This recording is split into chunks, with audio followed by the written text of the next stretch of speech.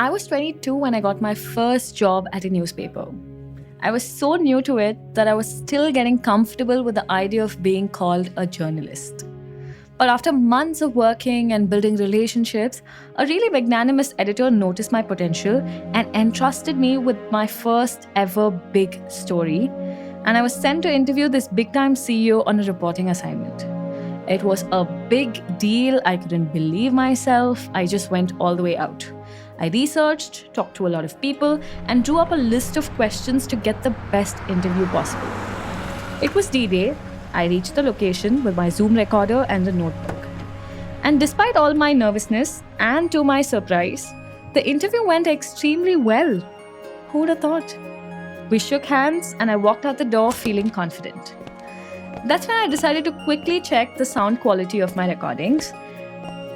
Well, there was nothing to check because I simply had not pressed record. I ran back to the conference room to the CEO to ask him for another chance. I was just like, hey, hi, I'm so sorry for me being talking to you right now, but I just wanted to tell you that, uh, just thank you for the wonderful opportunity. Have a great day. I just couldn't get myself to ask them for a redo. I thought it would ruin my reputation forever as a journalist. Now I had nothing left to do except confess to my editor that I had squandered my big, precious opportunity and that I may not be able to deliver a 2,000-word article. All I can do is 200 with my unreliable, shallow notes. It was absolutely soul-crushing. Why is that we often fail so miserably at things we believe we are good at? Let's be honest, I can't be the only one. In your early career, you will make a mistake. It's almost near impossible to get it right all of the times. But when you do make a mistake, how do you get back from it? In this episode, I spoke to some experts who have truly mastered the art and science of bouncing back after you've dropped the ball at work. How do you regain trust, go into damage control, mend the situation, and most importantly, prove yourself? Coming right up, welcome to the first 2 years. I am Akshaya Chandrasekaran, and this is the show where we ask and answer the toughest questions around work every Tuesday.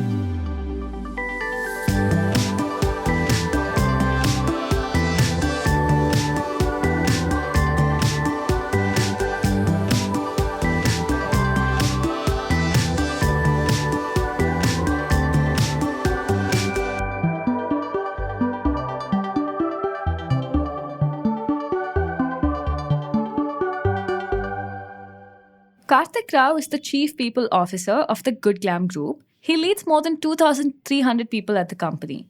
And Karthik tells me the company has one of the youngest leadership teams. And he believes some of the defining mistakes he made in his early career and the lessons he learned from it sort of helped him create this workplace culture of nurturing young talent right from the get-go. For instance, when he was 24, in his first 2 years, the company he was working for at the time was organizing this large-scale, high-stakes year-end event. And just a couple of days before the main event, Karthik had taken a sick day off work.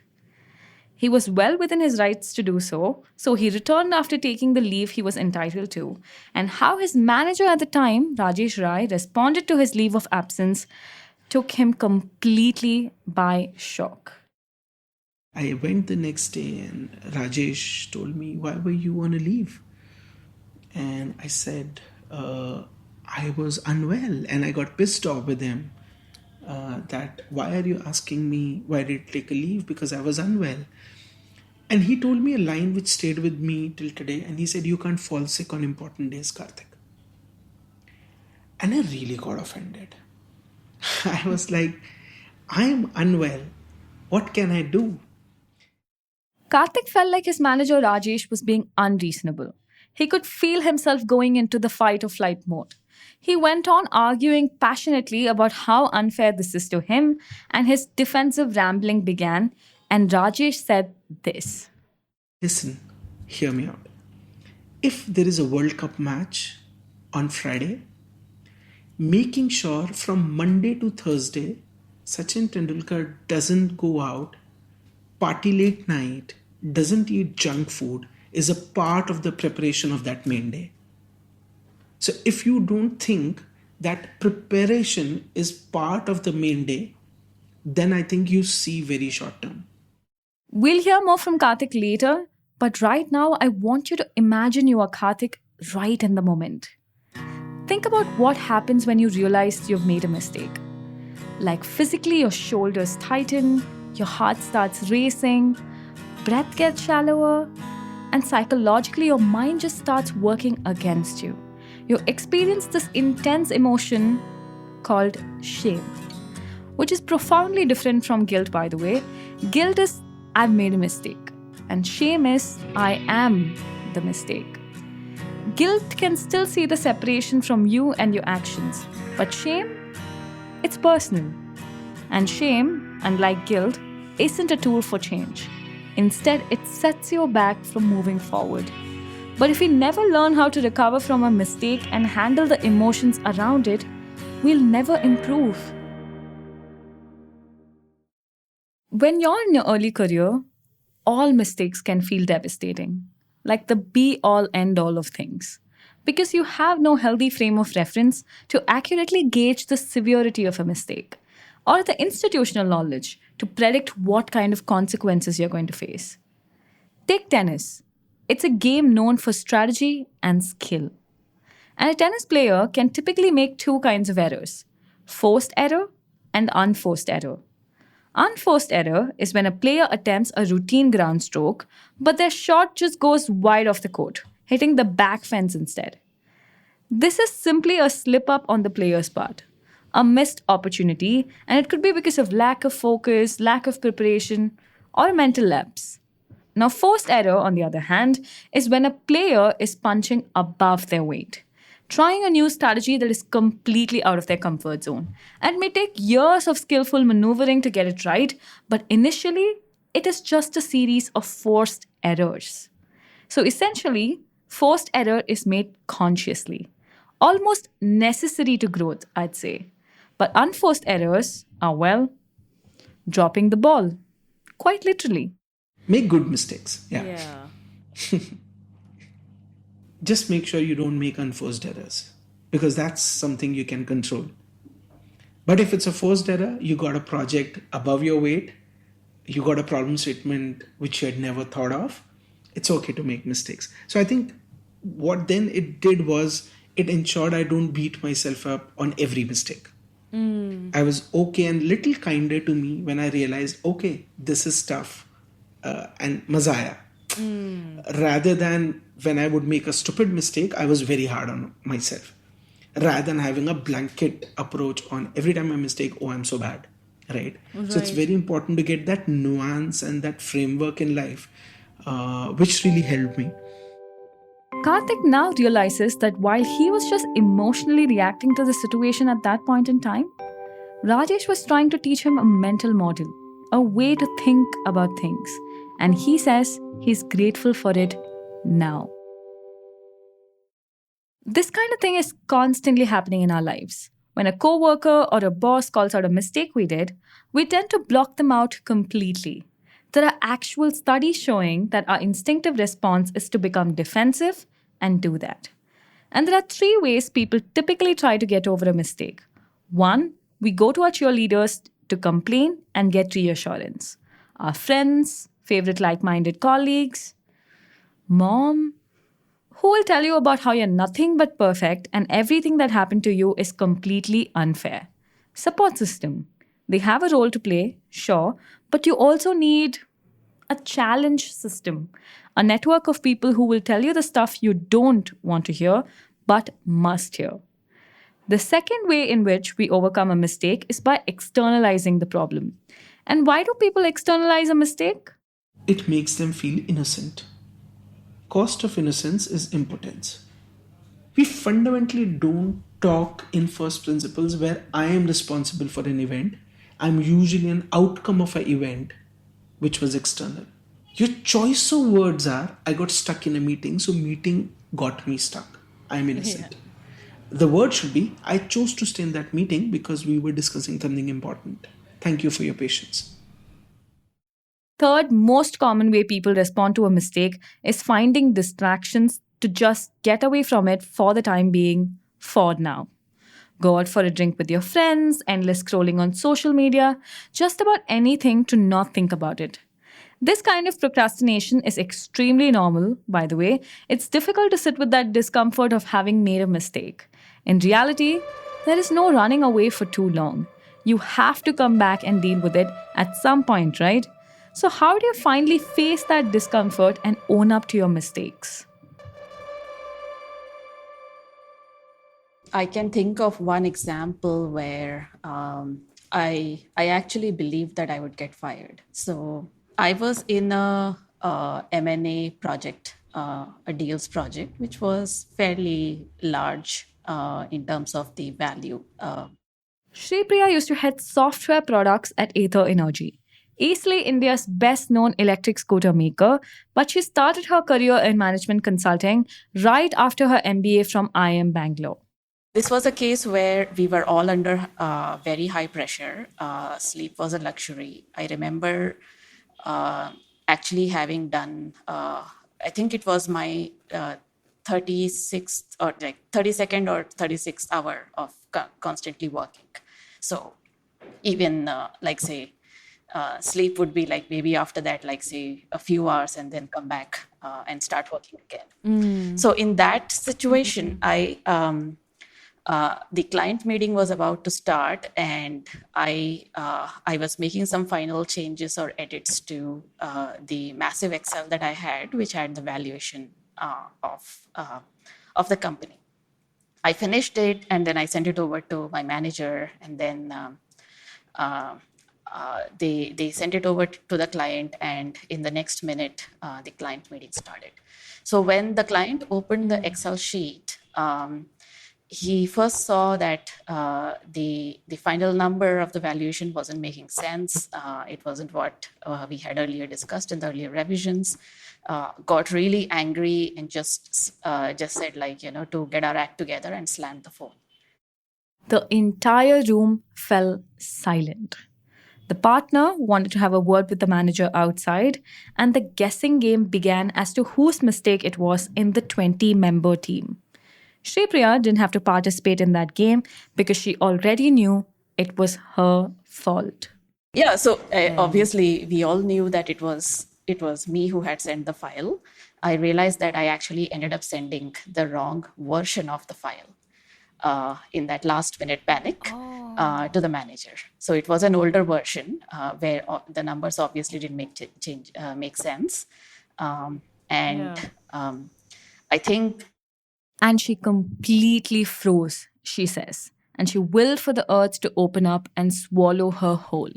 And I honestly truly believed that I would get fired, if not from the company, at least for sure from that project, which obviously is a big deal too, because getting fired from a project is actually as serious as, like, it basically puts you up into like a performance improvement kind of a situation. Well, thankfully, none of what she imagined happened. Her manager took the fall for her, and he was compassionate enough to understand that it was the number of sleepless nights and the near burnout situation that led to this mistake.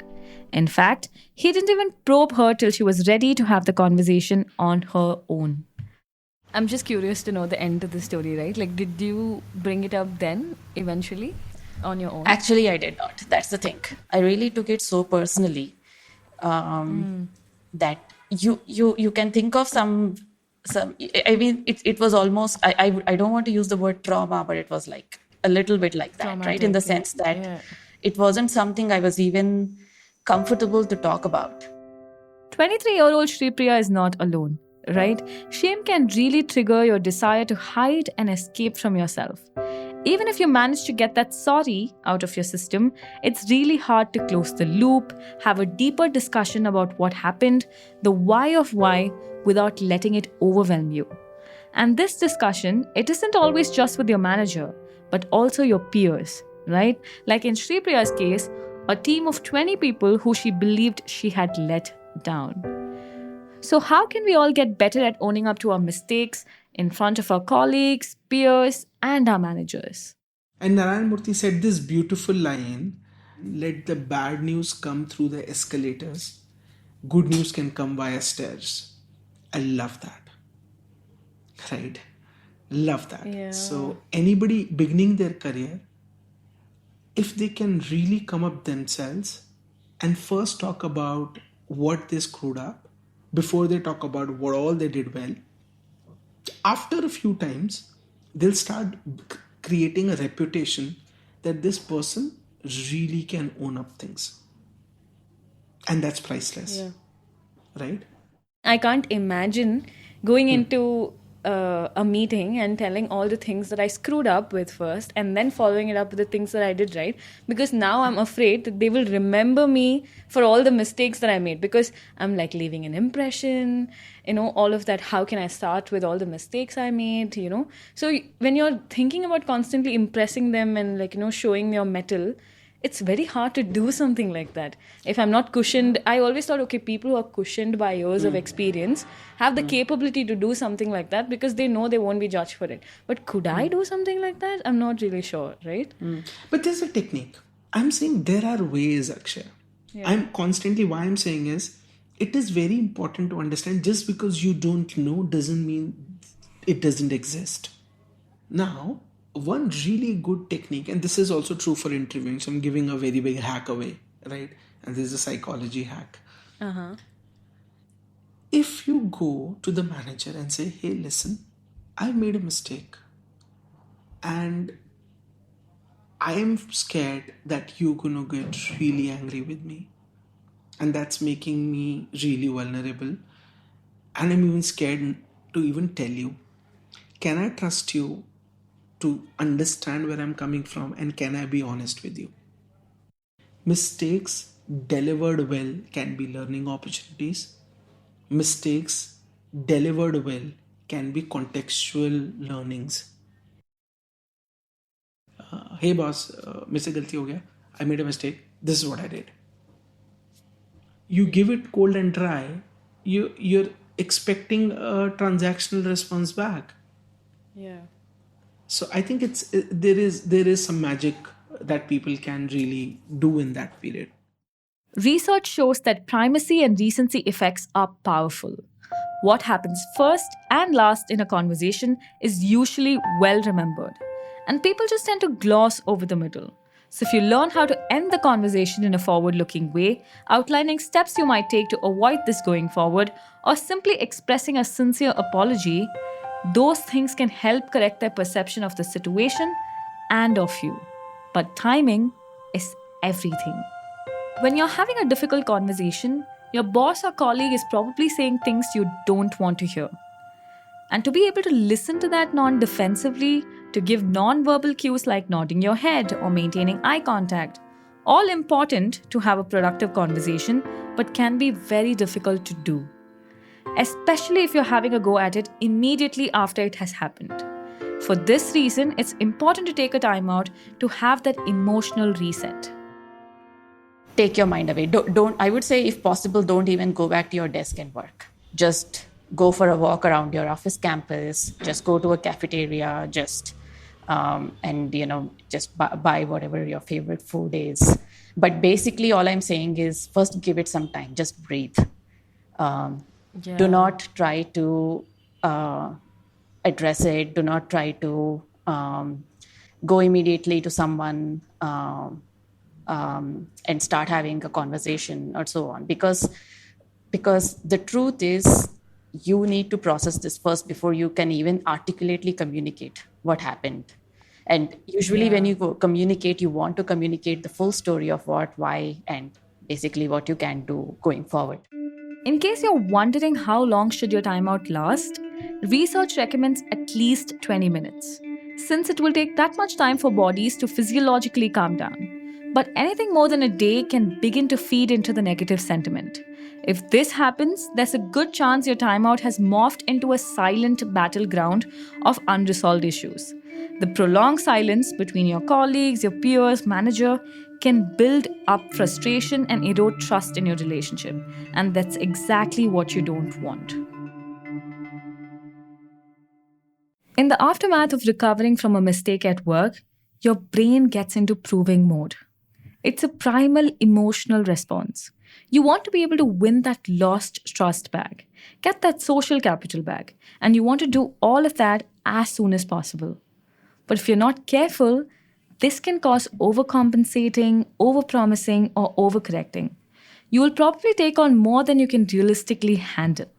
And that can lead you down a path of more mistakes, more unmet expectations, and more damaged trust. It's a vicious cycle.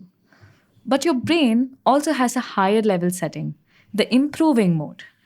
That looks like making promises that are realistic, achievable, and somewhat exceedable.